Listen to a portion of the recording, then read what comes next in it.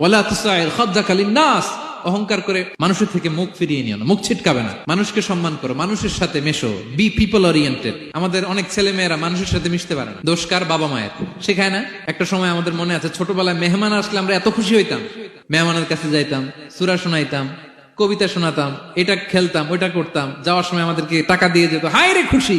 এখন দেখবেন টেনে হিসেবে মেহমানের সামনে আনা যায় না। এরকম আছে না নাই?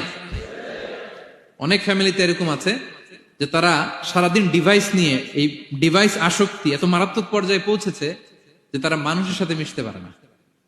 এই পাবলিক ওরিয়েন্টেশনটা অনেকের নাই, পিপল ওরিয়েন্টেশন নাই। অনেক ছোট বাচ্চা, মেহমান আসছে, তুমি একটু আসো, সালাম দাও, বসো, আসতে চায় না, বসতে চায় না, কারণ ওরা শিখানো হয় না। সারাদিন দিয়ে রাখছে কি হাতে? মোবাইল।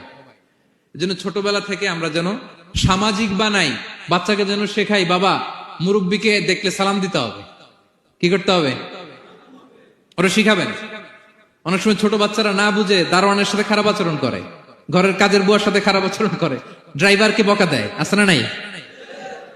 ভদ্রতা, ডিসেন্ট ম্যানার আপনি শিখান নাই তো, শিখবে কোত্থেকে?